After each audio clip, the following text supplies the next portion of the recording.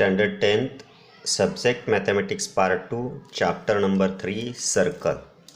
या चॅप्टरमधील आपण गेल्या ताशी केला touching circles, internally touching circles and external touching circles याविषयी माहिती पाहिलेली होती. त्याचप्रमाणे how to find out distance between centre of two circles when two circles touch to each other internally or externally यावरती या दोन्ही फॉर्म्युल्यावरती आधारित अशा प्रकारचे आपल्याला प्रॅक्टिस सेट 3.2 मध्ये काही एक्झाम्पल्स सोडवायचे आहेत. पहा example number 1, two circles having radii 3.5 centimetre and 4.8 centimetre touch each other internally, find distance between their centres. पहा या ठिकाणी दोन वर्तुळं आहेत आणि ही इंटरनली टच होतात. त्या दोन्ही वर्तुळांच्या रेडियस दिलेल्या आहेत. सोडवत असताना because radius of first circle R1 is equal to 3.5 centimetre, radius of second circle R2 is equal to 4.8 centimetre. Now circles are touching internally, therefore distance between center of two circles is equal to difference between radii of two circles, means radius of greater circle minus radius of smaller circle. 4.8 minus 3.5 is equal to 1.3 centimeter.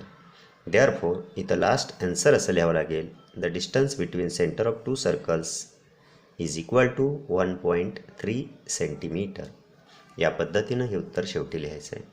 Example number 2, two circles radii are 5.5 centimetre and 4.2 centimetre touch each other externally, find the distance between their centres.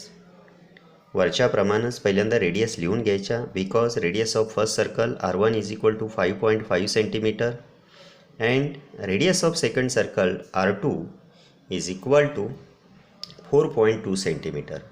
Circles touch each other externally, therefore distance between center of two circles is equal to sum of radii of two circles. या दोन्ही सर्कलचे जे radius जे आहेत त्या 5.5 centimetre and 4.2 centimetre and circles are touching to each other externally. मग external touching circles असताना त्यांच्या सेंटरमधलं डिस्टन्स काढत असताना sum of radii of two circles R1 plus R2 5.5 plus 4.2 is equal to sum 9.7 centimetre. Example number 3, if radii of two circles are 4 centimetre and 2.8 centimetre, draw figure of these circles touching each other.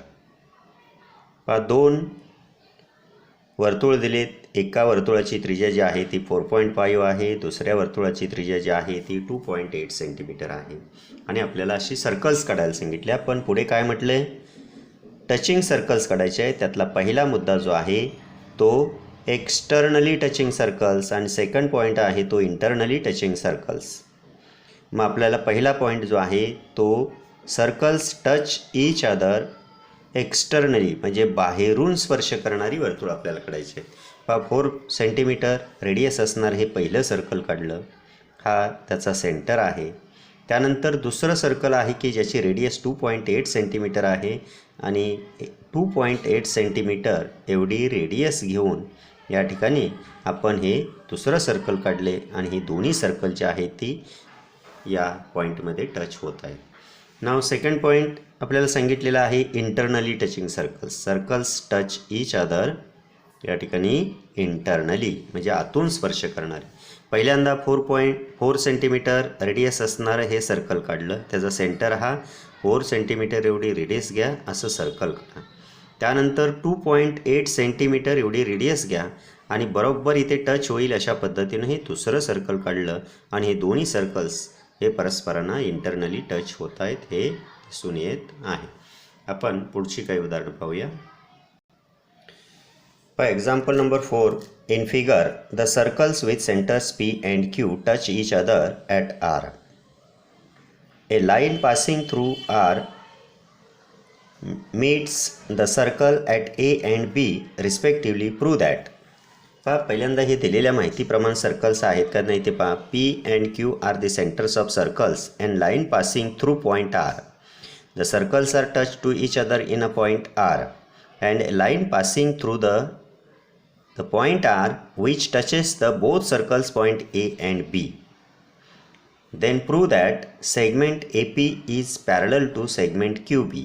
हा A P segment जो आहे तो या Q बीला parallel आहे हे prove करायचं आहे. मग हे प्रूव्ह करण्यासाठी पहा आपल्याला हा अँगल आहे तो या अँगलशी कॉन्ग्रुएंट आहे हे म्हणजे या ठिकाणी दाखवायला पाहिजे. त्यासाठी आपल्याला अँगल हा दिलेला आहे. कोणता अँगल दिला आहे पहा. पी ए आर या अँगलचं माप जे आहे ते आपल्याला दिलेलं आहे. मग हा अँगल जो आहे तो या अँगलशी कॉन्ग्रुएंट आहे हे प्रूव्ह करायचं आहे. मग हे अँगल्स अल्टरनेट अँगल होतात आणि अल्टरनेट अँगल्स कॉन्ग्रुएंट असतील तर या दोन्ही लाईन्स पॅरलल असतील. मग आता आपल्याला हे कसं प्रूव्ह करायचं पहा. हा अँगल या अँगलला कसा कॉन्ग्रुएंट दाखवायचा. पहिल्यांदा हा ट्रायंगल ए पी आर घ्यायचा. पहा मी तुम्हाला समजून सांगतोय, तुम्ही सोडवायचं आहे. In triangle A P R segment A P is congruent to segment P R. या सगळ्या स्टेप मी सांगतोय ते लिहायचे आहेत. याला रिझन आहे रेडिया ऑफ सेम सर्कल. मग हे दोन्ही साईड्स जर कॉन्ग्रुएंट असतील तर या साईडच्या समोरचा हा अँगल आणि या साईडच्या समोरचा हा अँगल काय असेल कॉन्ग्रुएंट असेल. याचं reason the angle opposite to congruent sides are congruent. म्हणजे त्रिकोणाचे जेव्हा दोन बाजू एकरूप असतात तेव्हा त्या बाजू समोरचे कोणसुद्धा एकरूप असतात. म्हणजे अँगल पी आर ए या अँगलचं मापसुद्धा किती 35 डिग्री. आता angle P R A is equal to angle B R Q. हा अँगल जो आहे तो या अँगलशी कॉन्ग्रुएंट असणार आहे. याचं रिझन काय. Vertically opposite angles. आता हा ट्रायंगल घ्यायचा क्यू बी आर. त्यामध्ये क्यू आर आणि क्यू बी हे एकरूप आहे. Radii of same circles. Therefore angle Q R B is equal to angle B Q R. म्हणून हे दोन्ही अँगल्स कॉन्ग्रुएंट असतील.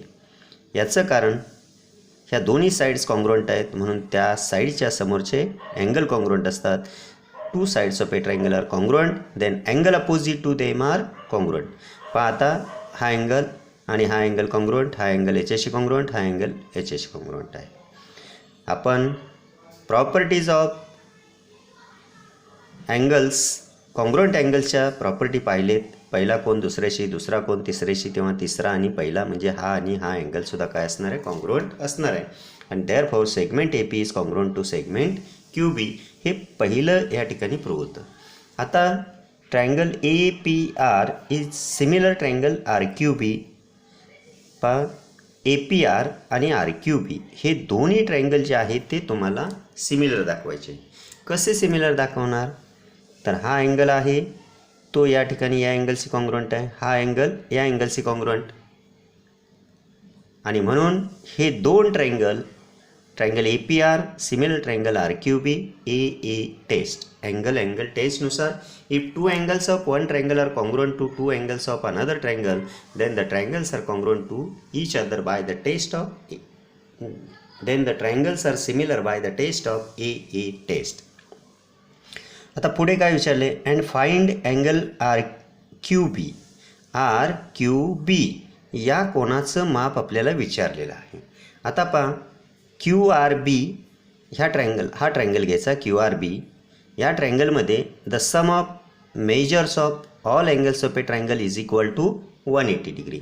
मग therefore angle Q R B plus B Q R plus R Q B is equal to 180 degree. Property of sum of triangles. या अँगलचं माप 35 degree, या अँगलचं माप 35 degree plus angle R Q B is equal to 180 degree. 35 plus 35 70 is equal to 180 degree. म्हणजेच 180मधून हा 70 गेला, राहिले 110 degree. Angle R Q B हा या अँगलचं माप किती येईल 110 degree.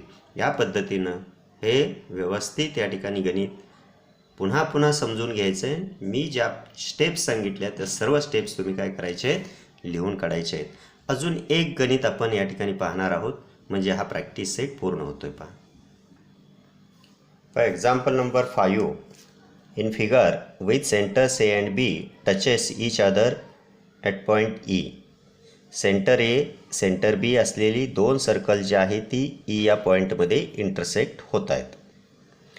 Line L is common tangent. ही लाईन एल आहे, ही त्या दोघांची कॉमन टँजेंट आहे.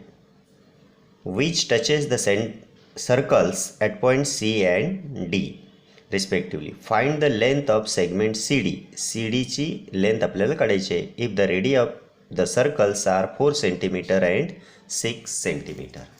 या दोन्ही सर्कलच्या ज्या रेडियस आहेत ते 4 सेंटीमीटर आणि 6 सेंटीमीटर असणारी सर्कल्स, ए सेंटर आहे, बी सेंटर आहे, दोन्ही सर्कल्स ही ई या पॉईंटमध्ये इंटरसेक्ट होत आहेत.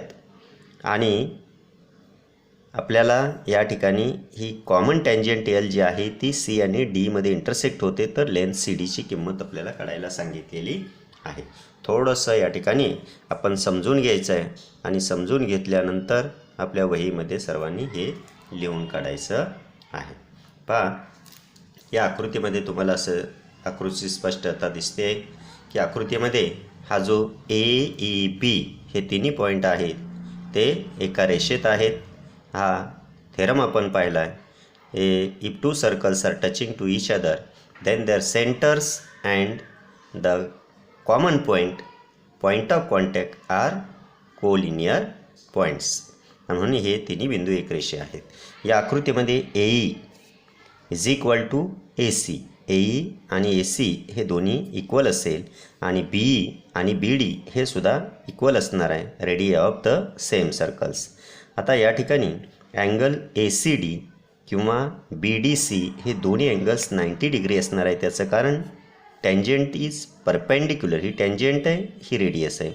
या फिगरमध्ये ही टँजेंट आहे, ही रेडियस आहे. Tangent is perpendicular to radius. थेरमनुसार हे अँगल्स जे आहेत ते 90 येणार आहेत. पुढे पाहता आता हा जो क्वाड्रिलॅटरल आहे ए बी डी सी, या क्वाड्रिलॅटरलमध्ये किंवा हा जो सेगमेंट जो आहे ए एम हा सी डी इकडं बी डीला परपेंडिक्युलर काढायचं आहे. त्यामुळं हा quadrilateral A M D C हा रेक्टँगल तयार होतो, म्हणजेच आयत तयार होतो. आणि त्यामध्ये त्या सर्व कोणांच्या मापांची बेरीज ही किती असणार आहे? इथे 90 आहे, इथे 90 आहे. हा 90 दिलेला आहे परपेंडिक्युलर, म्हणून हा जो उर्वरित कोन जो आहे तो सुद्धा किती येतो? 90 अंशाचा येतो. आणि त्या पद्धतीनं हा अँगल हा सी ए एम हा 90 डिग्री आहे. म्हणून हा quadrilateral A M D C हा काय होतो? रेक्टँगल होतो. आणि या ठिकाणी हे ए सीची किंमत 4 असेल तर इकडं एम डीची किंमतसुद्धा 4 होईल, कारण बी डी हे 6 आहे. हे ए सी आणि एम डी इक्वल असणार आहे. याचं कारण opposite sides of rectangle are congruent. आता या फिगरमध्ये पहा, आपल्याला हे अंतर माहिती आहे, हे अंतर माहिती आहे. हे अंतर 4 आहे, हे अंतर 6 आहे. 6 आणि 4 10 झाले. मग हे 6मधून इथे हा वरचा 4 गेला, हे राहिलं 2. आणि या ठिकाणी हा ट्रायंगल ए एम बी, या ट्रायंगलमध्ये तुम्ही पायथागोरस यूज करायचा आहे.